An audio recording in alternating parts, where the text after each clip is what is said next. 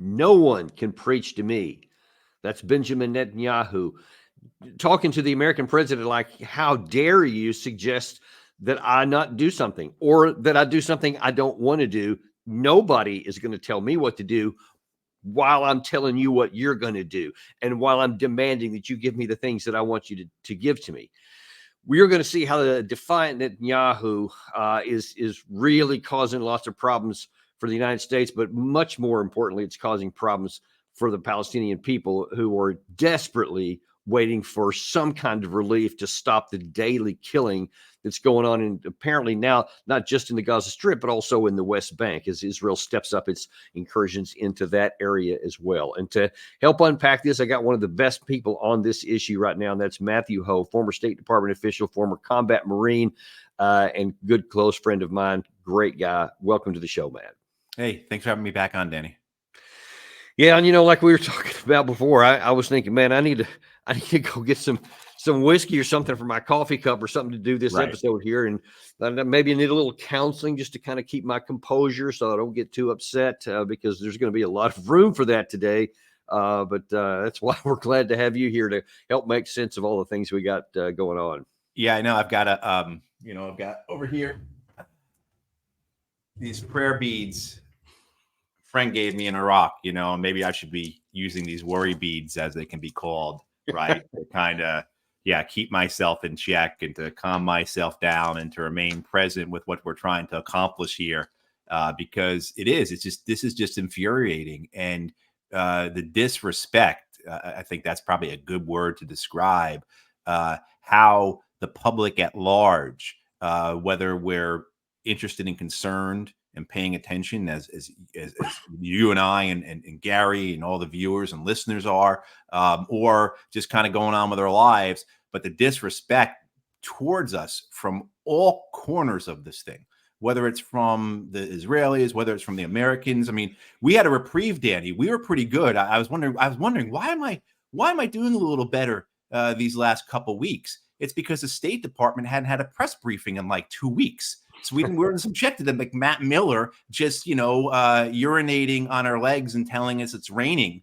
on a daily basis, right? I mean, so now that's back. So I've got a little bit of a headache now, and everything else. But or it's the media. You look at the way, say, the New York Times reports, continues to report this genocide in Gaza. The way that cable news networks, or then you subject yourself to X or whatnot, Twitter. And so I think we have to all be aware of what we're doing and who we're up against, and that we have to try and not take this personally, to stay objective, to stay detached, to try and look at it, even if we're just consuming the information, to look at it as if this is just a job, right? I mean, that's impossible to do because of the moral horror of what we're standing up against, but we have to kind of keep that mindset and be professional about it. So we've got to take breaks from it. We've got to, not get emotionally outraged, which we are certainly right to do. Anger, of course, in these circumstances, whether it's the slaughter, the massacre, the murder that we're witnessing, or the things coming from a Netanyahu or a Biden that are just incredible insults, so disrespectful to anybody with a brain. So we have to this is going to be a real test for you, because I have Netanyahu, Biden, and Matt Miller all to subject upon you here. So we'll see how you are at the end of this episode. Saying all that to everyone watching and listening, if I have a breakdown halfway through it, at least give me some credit for trying. You did. You're giving it your best shot there, and that's all we can ask for here. But let's let the testing begin. So first of all, let's start with the President of the United States, because he's getting a little aggravated. Watch this. Are you planning to present a final hostage deal to the both sides this week? We're very close to that. What makes you think that this deal will be successful in a way that the other deals were not? Hope springs eternal. Mr. President, do you think it's time for Prime Minister Netanyahu to do more on this issue? Do you think he's doing enough? No. Do you have a message for the hostages' family, sir? Yes, I've spoken to the American hostage. I spoke to his mom and dad, and we're not giving up. We're going to continue to push as hard as we can. Okay, so Let me just kind of sum up there. So he's basically saying we've been trying all this time, and we're going to keep pushing as hard as we can because this is just an intractable situation that he doesn't seem to be able to crack. And yet, this is the same guy who wants to stand up just a few months ago and point a bony finger in the face and talk about how great we are, how much power we have, when he said this. We don't walk away from our allies. We stand with them. We don't let tyrants win. We oppose them. We don't merely watch global events unfold. We shape them. That's what it means to be the indispensable nation. That's what it means to be the world's superpower and the world's leading democracy. The world's leading democracy, the world's leading superpower. We're the greatest nation in the history of the world, he has said on previous clips that we've shown here. And yet he can't get Netanyahu to do anything he wants, and there is no hostage deal. And so this guy's dead because nobody could make a hostage deal happen. How do you see it? I see it the same way you do, Danny. And I see this type of mania, this fever that infests these people, whether it's a personal nature, or institutional, or because it's driven by their allegiance to the empire and to the narratives and the conditioning that they've endured their entire life, so they can't see the world any other way. But we could bump it up a notch. And a week and a half ago or so, the New York Times, David Sanger reported that the United States has amended its nuclear war policies, and that we are now have a policy that says we can now fight 3 nuclear wars, whether they're concurrent, or whether they're consecutive, or they're simultaneous, concurrent to one another. So, I mean, you could see that even in the most drastic ways, where we have a leadership in this country, and this is a foreign policy leadership that spans both parties, that believes that we are capable of anything, including fighting 3 nuclear wars at one time. So, of course, in their minds, when they talk about Hamas and the Palestinians, of course, we can do anything we want. How could those people stand up to us? And of course, Danny, you and I have firsthand experience with that, with our leadership in Iraq and Afghanistan. How could these people here, how could those people there have defeated us? Right? I mean, so there is a hubris here that is just it's the hey, it says in the Bible, pride leadeth to downfall, or pride comes before the downfall, right? Yeah. Yeah, and we have a whole lot of that. So I just want to start with that angry Biden and this defiant Biden, because he's talking like we have all this power, which apparently has no limits, and yet we can't get the least thing done. So what did that anger, what kind of impact did that have on the target, which was Benjamin Netanyahu? I don't think I have to tell you, but watch it from his own mouth. There's no one else more committed to the release of hostages than me. There's nobody who's fighting for the release of hostages, and I was injured when releasing hostages, so nobody can preach to me about that. I think that my option of being adamant and exerting pressure, that's the way to do it, and not weakness and surrendering after they massacred us. Absolutely not. So let me ask you that question. I mean, let's just take it at face value. He says nobody wants those hostages to get released more than I do, and we're doing everything we can. Is he telling the truth? No, I can't.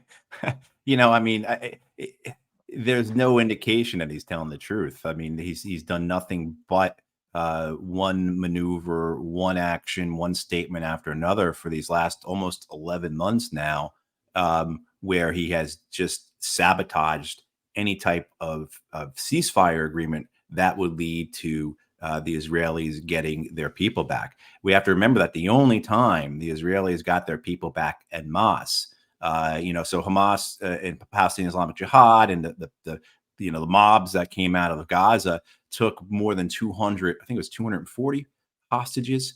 And in November we had a ceasefire. They had a ceasefire there that lasted for 5-6 days, and 110 hostages were returned.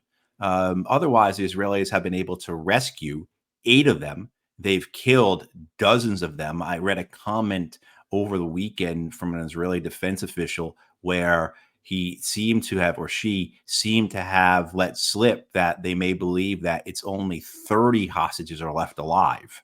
Oh, and the way the comment was is that how else are we going to get these 30 back kind of thing? Were they talking about maybe the initial tranche was going to be 30, or is there only 30 left to get back in all?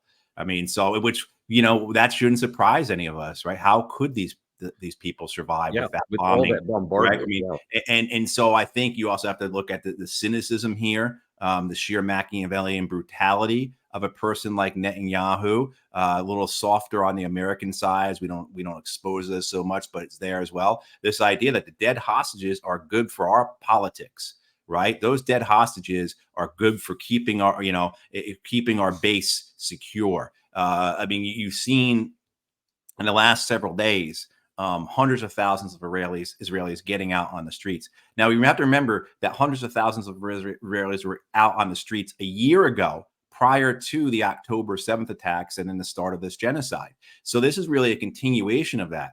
And these people, of course, are not saying end this genocide. They're not saying we need a two-state solution. They are saying we need our people back. We need our hostages back. The latest polling I saw out of Israel was that nearly 75% of Israelis feel that the destruction in Gaza is either the right amount or needs more destruction. Right. Yeah. 3 out of 4 Israelis feel that way. So, this idea that a hostage is being killed, well, that might strengthen those who are against Netanyahu, but it also strengthens those who are for Netanyahu. And the idea that somehow these demonstrations are affecting Netanyahu politically, you see this in the way that he answers back, the way that he speaks to his base. No one will preach to me, meaning we are the righteous ones. We are the ones who have the authority here. We are the ones who are fulfilling what our destiny needs to be, getting the whole Zionist greater Israel. And actually, I want to carry it just a little bit further, because it was certainly on the same day. I don't remember if it was on the same press conference he gave, but he also came really close to directly answering Biden. So you saw on the Biden clip there, he was directly asked, is Netanyahu doing enough? And he says, no, he's not doing enough. So the response to that question was this. I was asked whether I'm not doing enough to the release of hostages. I want to ask you something. What has changed in the last 5 days? What has changed? One thing. These murderers executed 6 of our hostages. They shot them in the back of the head.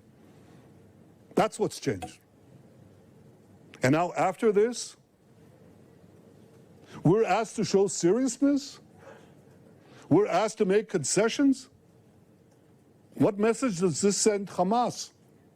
It says, kill more hostages, murder more hostages, you'll get more concessions. The pressure internationally must be directed at these killers, at Hamas, not at Israel. We say yes, they say no all the time, but they also murdered these people. And now we need maximum pressure on Hamas. I don't believe that either President Biden or anyone serious about achieving peace and achieving the release would seriously ask Israel to make these concessions. We've already made them. Hamas has to make the concession.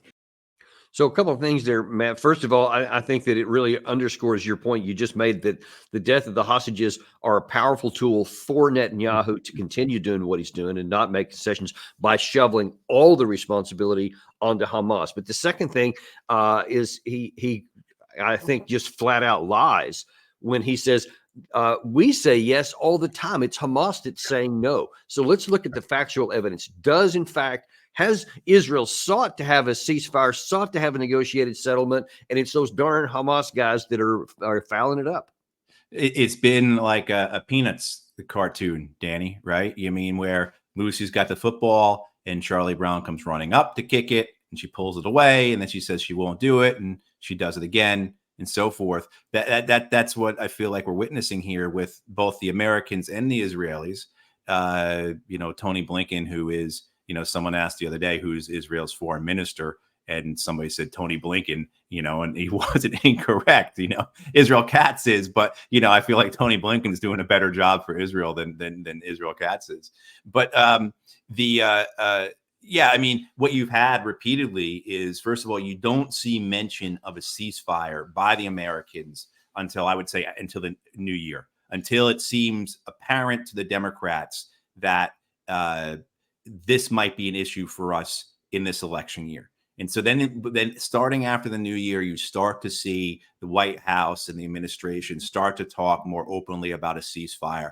Of course, they're completely in cahoots with the Israelis. They are acting as Israel's negotiator, essentially. And then when things heighten around the time of the primaries and the uncommitted movement in the U.S. starts to show some strength, and the Democrats feel that political pressure, then you start to see Biden talking very forcibly about a ceasefire. You also, too, remember, go back to March, it's when Chuck Schumer and some other people say, you know what, maybe Netanyahu is not the best person to be leading Israel. So you start to see this fighting, this infighting between Netanyahu and the Democrats, because Netanyahu's genocide, Israel's genocide, is having an effect on the Democrats' political chances in 2024. But essentially, all the Democrats want is just to pay lip service to this, to make it seem as if they are really acting on it, to just put on a political display, do some theater. So what you have is you have had where, back in May, President Biden goes on television and he says, I have a new ceasefire agreement. This is going to work. The Israelis have agreed to it. This is an Israeli deal. We need Hamas to agree to it. And Hamas actually agrees to it. And then, of course, nothing gets done with it. And in July, the Americans come back and say, oh, we've got another ceasefire agreement. We need Hamas to agree to it because this is coming from the Israelis. The Israelis are on board. We need, right? And then, of course, Hamas accepts that July 2nd agreement. And what you just have is you have a continuation of the Israelis, first of all, really not speaking about openly in the way the Americans are about a ceasefire deal. The Americans are the ones coming and saying, this is the Israeli proposal. And then, of course, pulling that away, and either through an inaction or by changing the terms. So that's one thing we've seen continually happen is that the Israelis keep changing the terms. Hamas agrees to a framework for a ceasefire deal, and the Israelis change the terms. And now they've made it so that it's simply unacceptable. I wish I could remember off the top of my head, and maybe Gary could find it. It's a couple of days ago, but the Haaretz headline about how Netanyahu, his spins and his lies have finally torpedoed any chance for us to get the hostages back. So it's been a clear act of just play, of theater. Yeah. And actually, let me cut you off right there because I'm going to show you something in a minute where someone else is going to agree with you on that. But first of all, let me show you someone else who agrees with Netanyahu.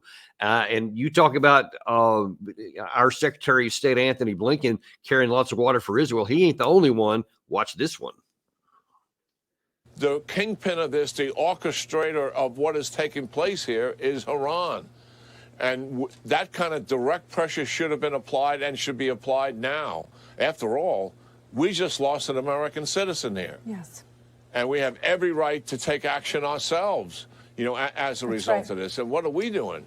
We're wringing our hands here saying Netanyahu's got to do more. Well, he complied with the proposal. He agreed with it. So now what they want him to make? More concessions to Hamas. That's ridiculous just on the face of it. Just on the face of it, it's ridiculous. So again, he's given Netanyahu's talking points. You heard him out of Netanyahu's own mouth, and now you've seen him out of Jack Keane. Of course, Jack Keane always runs straight to Iran, bomb Iran. Let's kill them. Let's move pressure on them, etc. That seems to be his solution to everything. But you see, he's just flat out saying, no, that everything is Hamas's fault. Israel's done nothing. So don't ask him to make concessions, which is the opposite of what the president's doing, of course. And then you still have this constant situation of noncompliance, and the killing goes on every day. Yeah. Hey, first, I'm going to recommend that you and Gary go see a therapist because you guys obviously have some really troubling sadomasochistic tendencies because you're spending your time looking up those clips. So the self-harm you're inflicting on yourselves by purposely going and saying, hey, let's see what Jack Keane said today. I'm a little concerned. But anyway, no, I mean, like, it's just one lie after another. It really is. I mean, this idea that somehow concessions to Hamas, Biden has been giving things away. I mean, I said this the other day on another program. This idea that somehow the Democrats say Trump will be worse on Palestine. And maybe we talked about this. How would that be possible? I mean, a sort of Trump dropping a nuclear weapon. We both know the Israeli military does not have the capacity because they're overstretched and they're exhausted. And the IDF is begging for a ceasefire because they are so overstretched and exhausted at this point. Israeli reservists are not signing back up. Not some of them, it's out of the moral repulsion of what's occurring there, but most of them is because they're exhausted. They've already been called up 2 or 3 times in the last 11 months. They just simply can't do it anymore.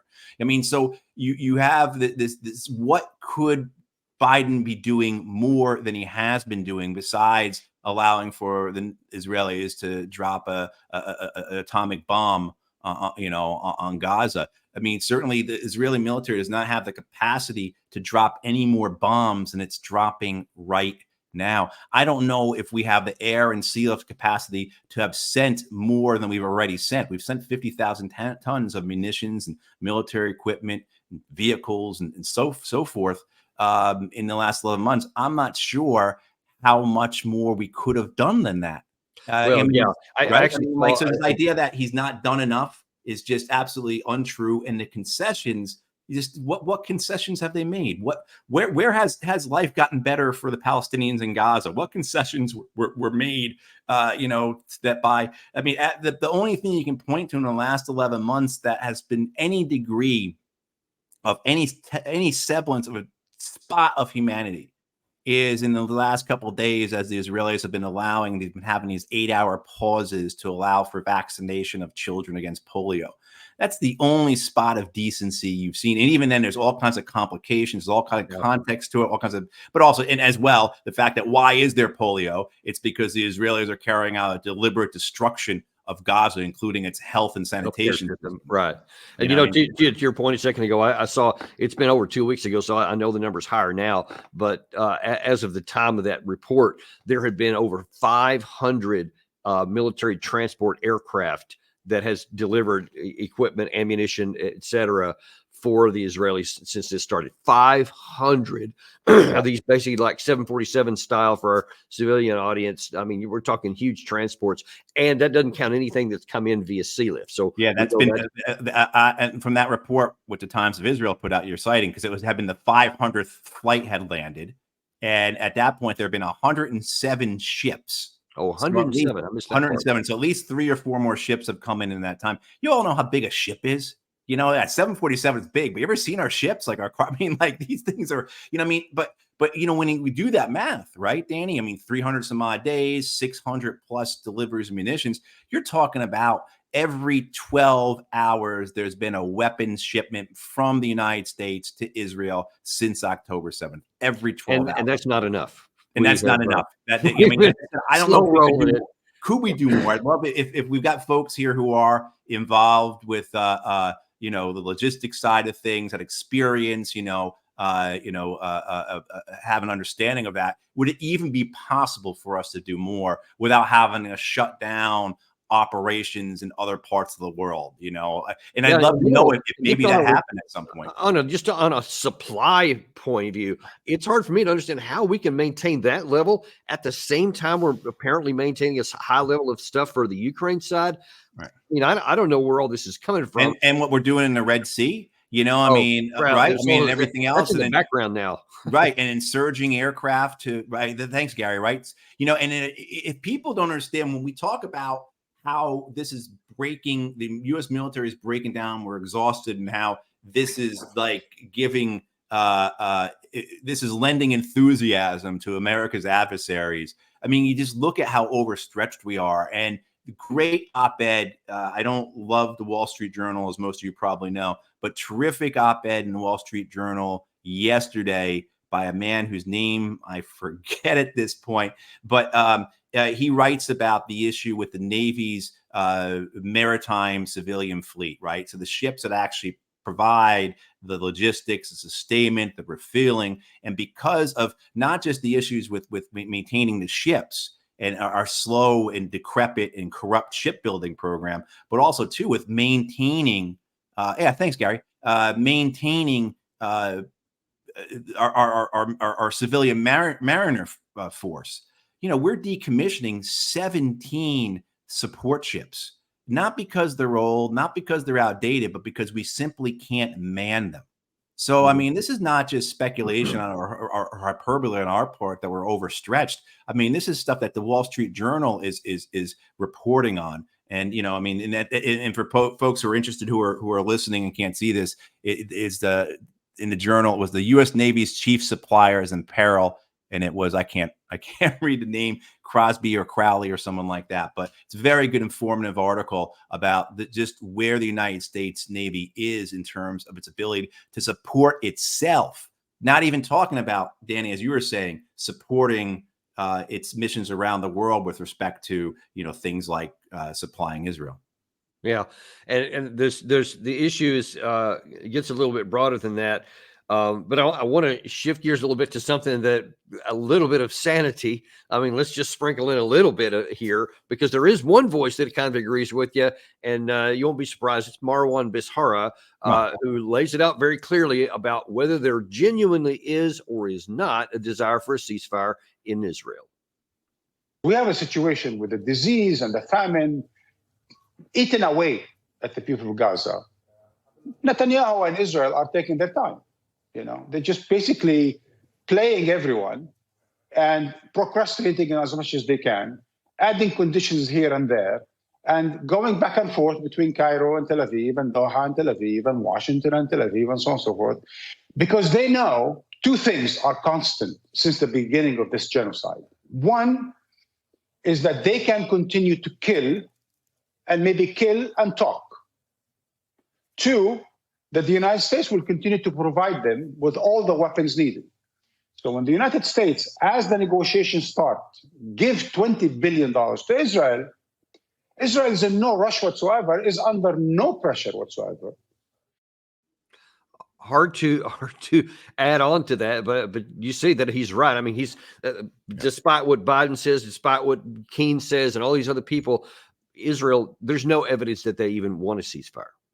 No, I mean, you had over the weekend in Israel, the cabinet voted on this the main sticking point that's in the headlines now. And if you read or listen to Gideon Levy, he explains how this idea of the Philadelphia corridor being a sticking point is like it's just being utilized, for political purposes, to avoid a ceasefire deal, to avoid any semblance of anything that would stop the genocide.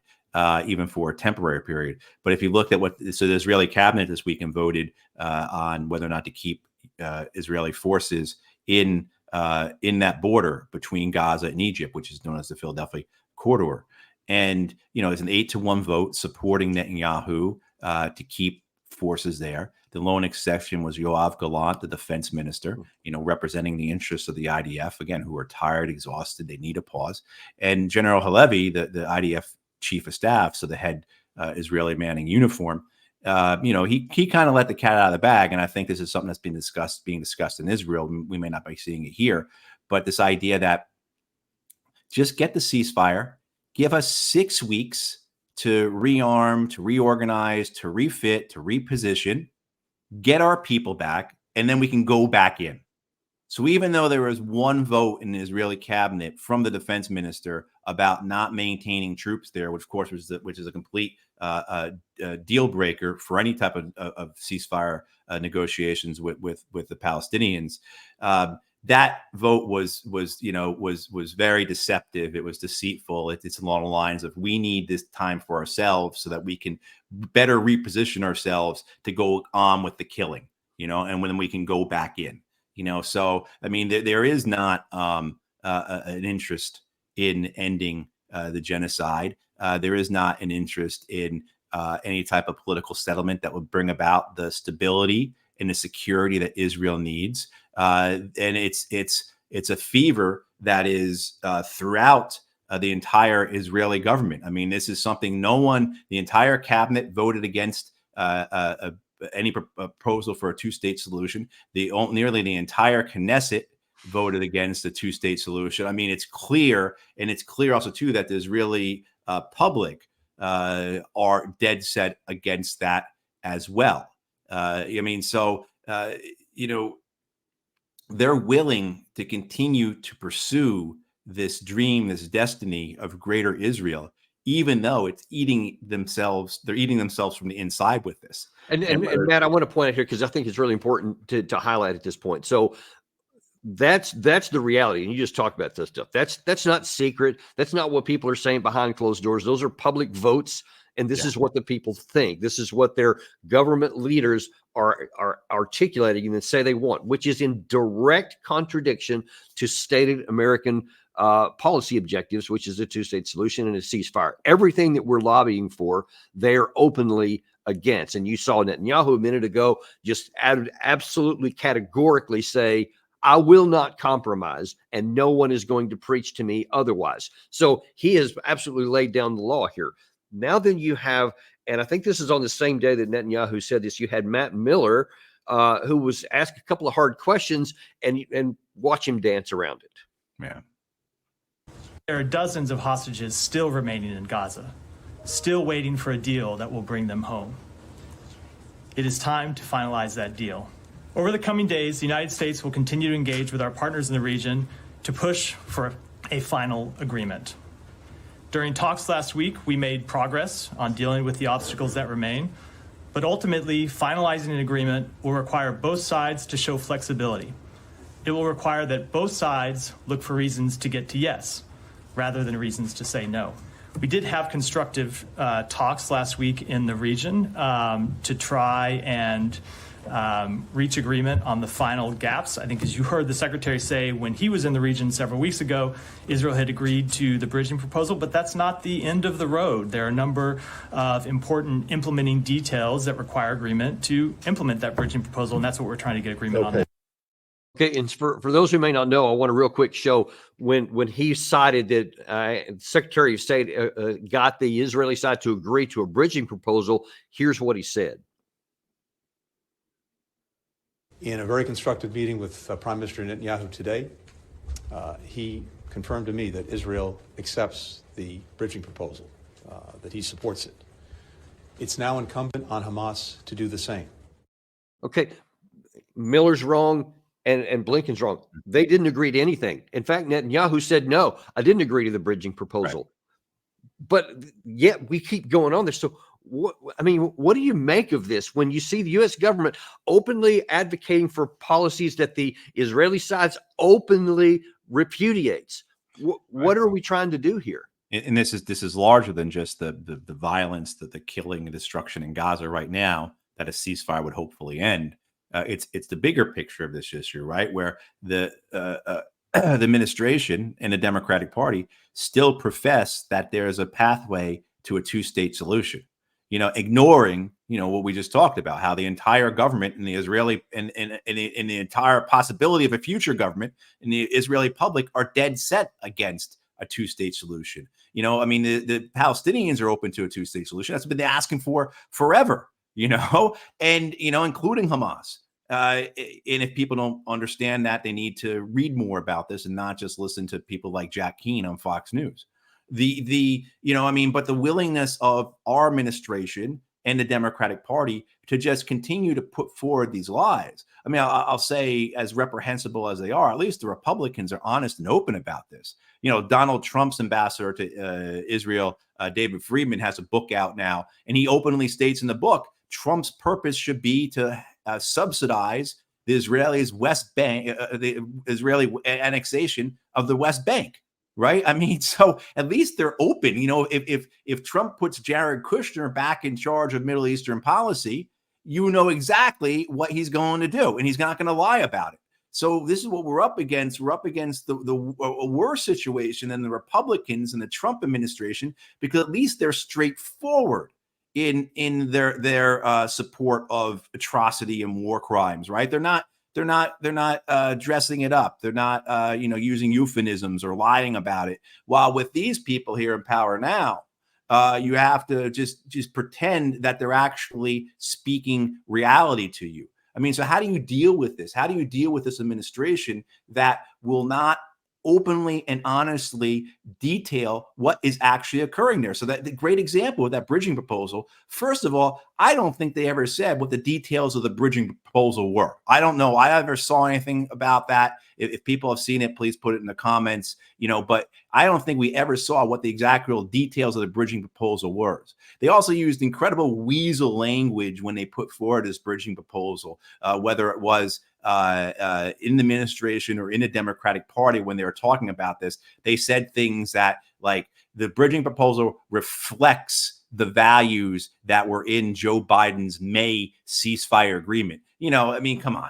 It reflects the values. It means, it doesn't, that means it's written in the same times 12 font. That's about the only similarity you're going to have there. Right. I mean,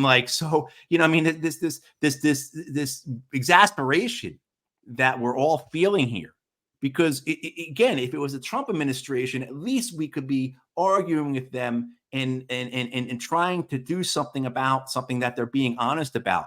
But these people here are lying as they're carrying out a genocide themselves. And they can't even get their lies straight with the Israelis, which shows just how weak and powerless ultimately this administration is. Because Netanyahu, I think when you're showing the clips before, Danny, of Netanyahu being angry, he was upset at the umbrage that he, this violation of his power expressed by the Americans. And so he needs to put them back in their place. Hey, Joe Biden, your party has a very close election coming up in 3 months.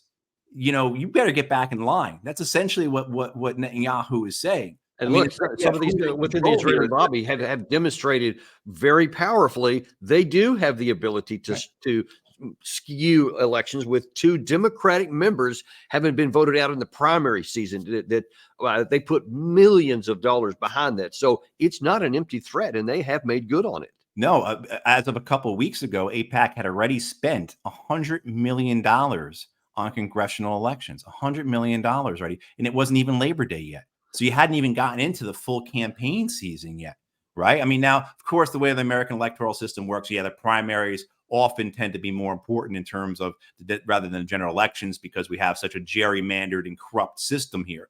But you saw that where they made examples of Cori Bush and Jamal Bowman. You see how Alexandria Ocasio-Cortez is handling all this. I mean, she has completely sold out any degree of respectability. The woman has no integrity whatsoever. I don't believe she has shown up to one pro-Palestine, anti-genocide event or rally or march. I don't remember her going to, say, Columbia University to support the students. She'll say things that are lukewarm, vague.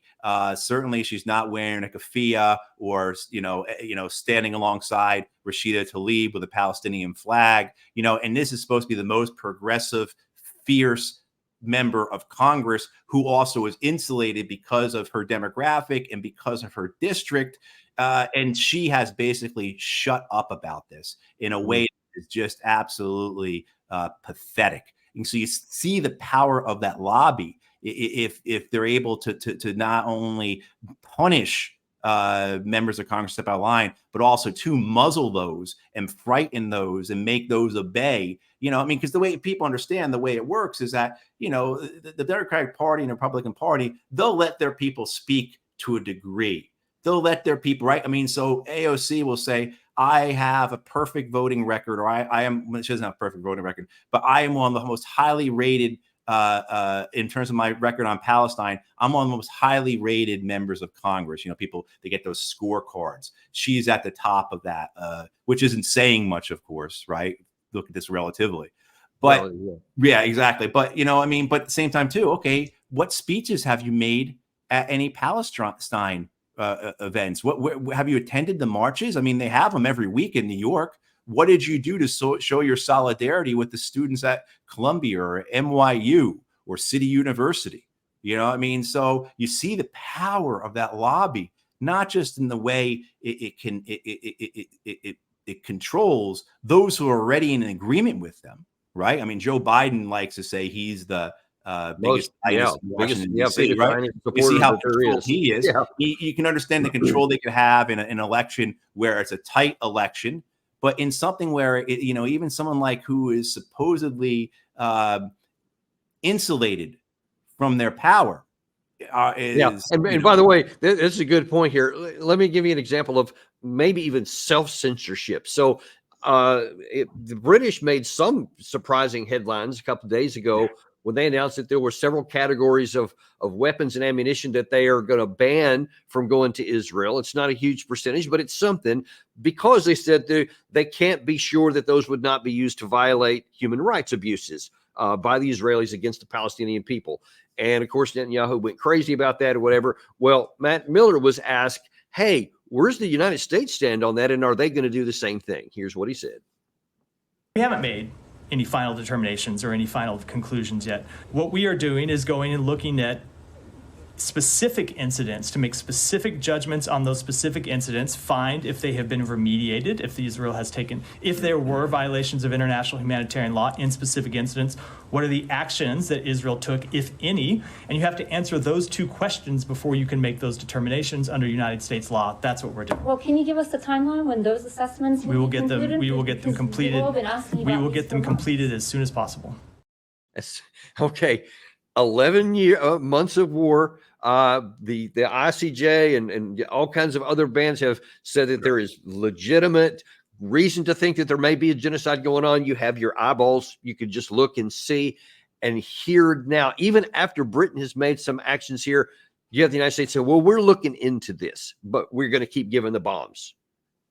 Danny, I'm going to be optimistic here. And I look at Matt Miller and it gives me hope for the future, in the sense that watching Matt Miller work, it means to me that robots, AI, computers will never be able to fully replace us, because there's no machine that could ever have that lack of integrity, right? No machine could ever be programmed to disassemble, right? Delay, right? I mean, like lie, deflect, the way that Matt Miller does. It just no operating system would be able to handle that. It would blow up, right? If it tried to do that. So, but anyway, it is. I mean, like, well, with the British decision, it's not black and white. It's a mix of different things. Yeah, I mean, ultimately, it's meaningless. The U.S. provides about 70% of the weapons to Israel. Germany provides like 28 or 29%. The rest of the world provides 1 or 2%. And Brits are part of that, and they only blocked 30 out of 350 licenses to Israel. They excluded from that ban, from that block, components for the F-35. They made some specious argument that we can't determine which parts actually go to Israel, which, if you read what people like Josh Paul say, who was intimately involved in the arms trade until he resigned in protest from the State Department back in October over all this, that's absolutely untrue. There's a whole very easy to determine which parts go to which country. It is ultimately meaningless, but it does at the same time too. The conservative government in London, in Britain, would not have done this at all. So while the Labour Party and Keir Starmer, they're far from perfect,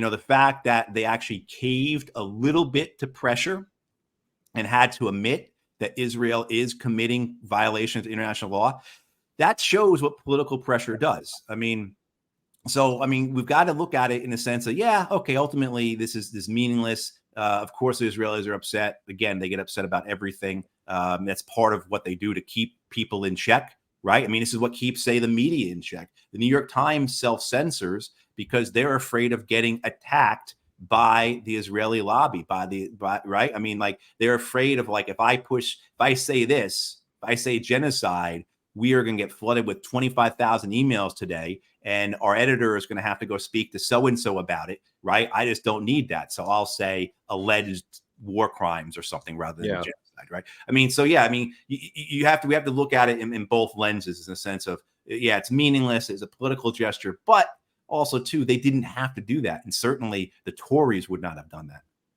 Yeah, but we're not even going to do that. You see that the U.S. government and a lot of those headlines Gary's putting up there shows if Kamala Harris wins, that it'll just be seamless transition into the same thing going forward. She's not going to change anything there. I want to end the show today by bringing something up that someone sent to me this morning from 1991. It's a newspaper article, and it's like, wow. Okay, it's 1991. That's not that long ago. But for those who may not be able to read this small print, it says Prime Minister Yitzhak Shamir, recalling his days as a guerrilla commander, said yesterday that Jews were justified in using terrorism to win statehood, but that the Palestinians are not.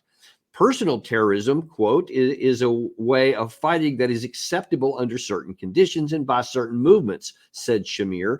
The Jews, stateless and persecuted, had no choice, he said, but the Palestinians are, quote, fighting for land that's not theirs. This is the land of the people of Israel, end quote. Shamir was interviewed by Army Radio on the 50th anniversary of the founding of Lehi, the group in which Shamir fought against British rule in Palestine in the 1940s. So here's this guy that fought against the British with using lots of terrorism opportunities there, claims that no, it's the Israel's land, so it's okay for them to use terrorism. This was at the time publicized. Now, how much difference do you think Benjamin Netanyahu, who first came to power not too many years after this, has a different view on that?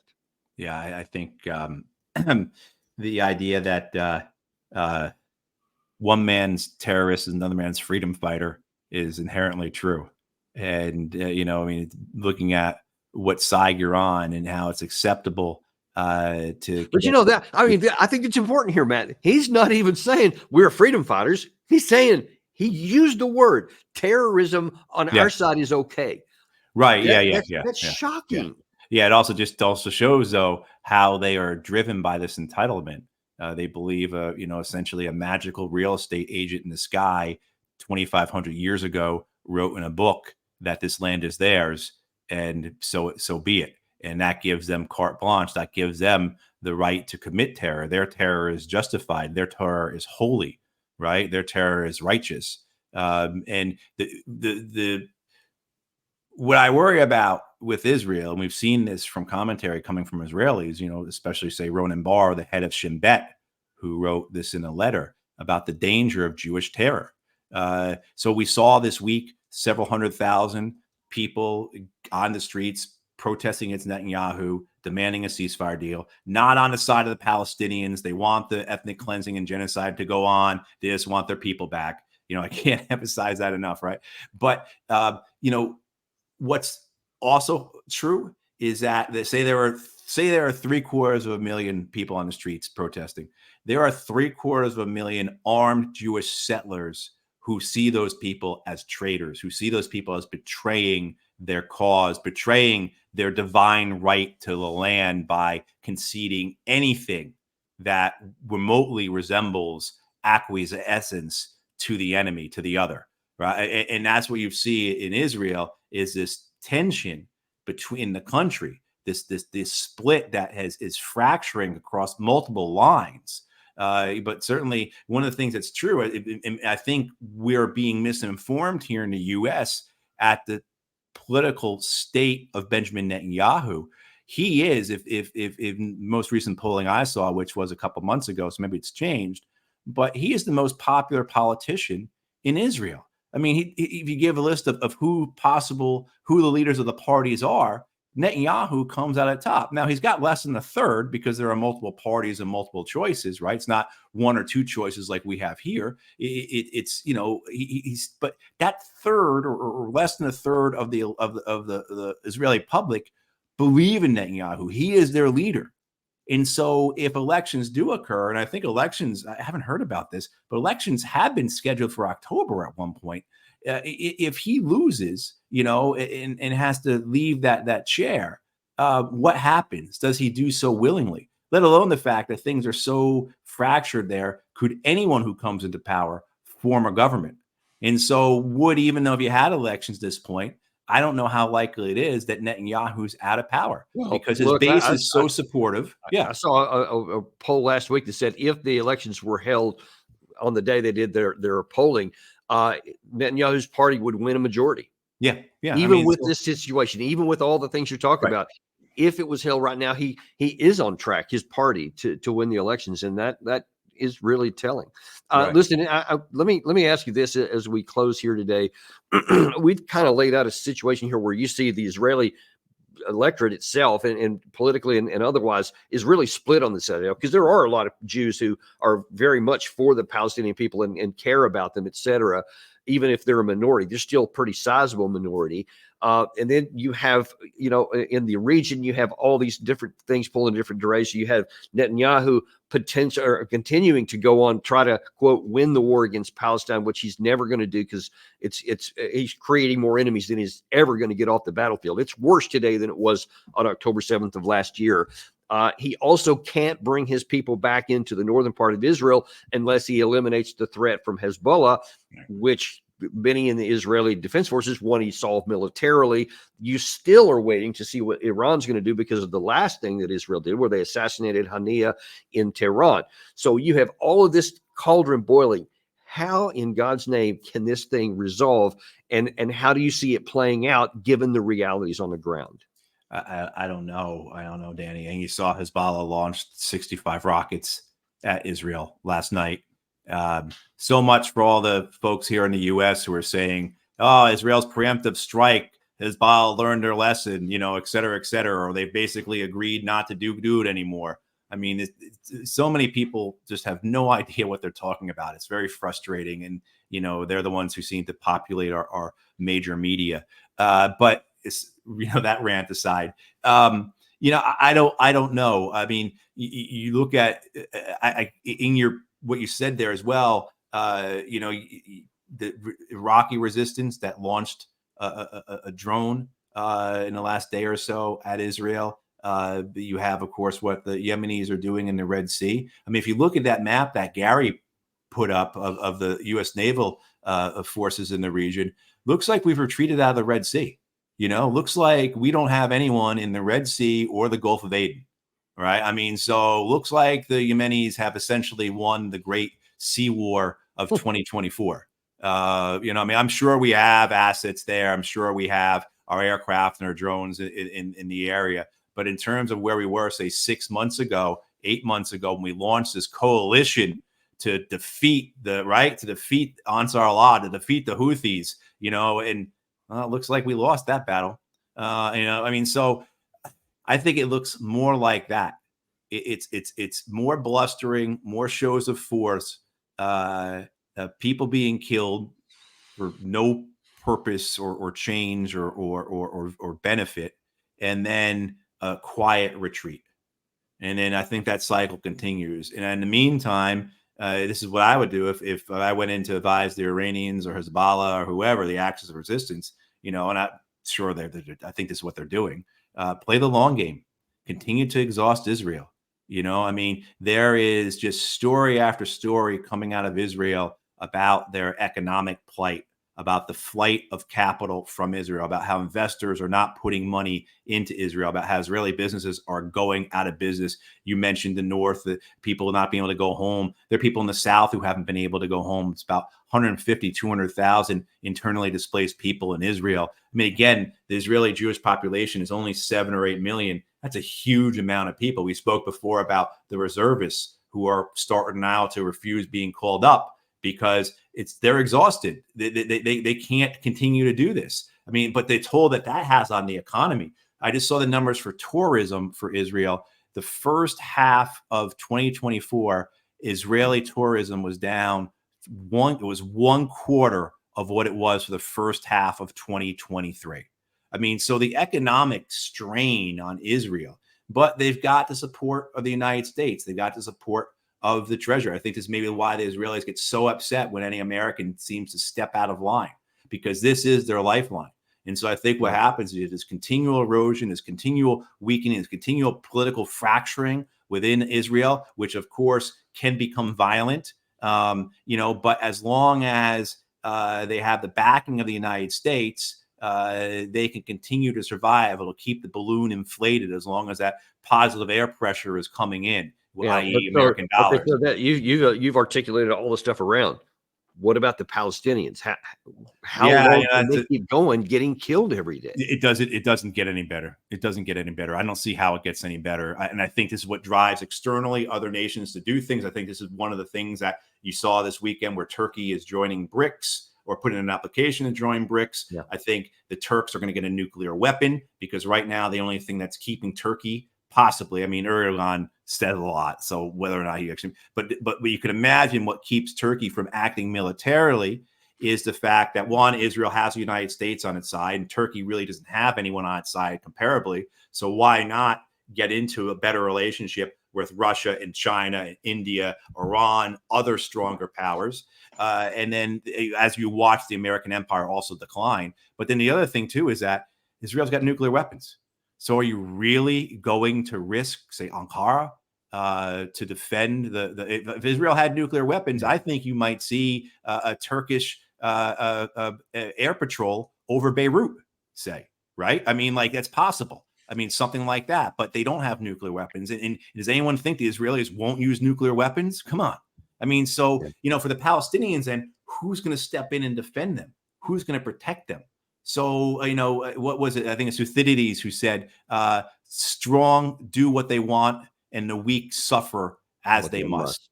Right. I think that's the issue for the Palestinians, because even with, say, things just going completely to pot in Israel, say there's a civil war in Israel, it gets so bad, a civil war breaks out. The Palestinians are still going to suffer. I mean, it's kind of like during the American Civil War, did our indigenous people, did our Native Americans prosper during that? No, absolutely not. They're still going to be victimized, brutalized. And when opportunities come up, those will be taken advantage of, as we're seeing now. We didn't even talk about the West Bank, as we're seeing now occur in the West Bank, where I think we're beginning to see a slow motion, very localized, micro genocide occurring there, where the Israelis are going to go one community to another, these larger camps, these cities, and make them uninhabitable, as they're doing now, as we're seeing in Tulkarm or in Jenin. And I think that's the play of the Palestinians. Maybe. I guess we'll have to wait and see how it all plays out. But really appreciate you coming on today and just giving us the moral clarity of what the truth is. And we just have to keep hoping that at some point, just kind of just base human morality can put enough pressure on these politicians to do something that makes sense and to end this senseless large scale killing. But that's for another day here. Appreciate you coming on. Also, appreciate you guys watching on. Just want you to know, we also have some big events breaking in the Russia-Ukraine war, and we're going to have John Mearsheimer come on today at 1:00. He's going to talk about that. Zelensky has fired a whole series of cabinet officials. And all kinds of things keep happening in the Ukraine war there. That's going to cause some real problems, and we're going to have John break that down. And then Larry Johnson will be back on at 3:00 to look at a different aspect of that. Always great to see from both of those. Always wonder what kind of shirt Larry's going to wear. We'll have to wait and see. Tune in at 3:00 to see it then, and we'll see you on Daniel Davis Deep Dive.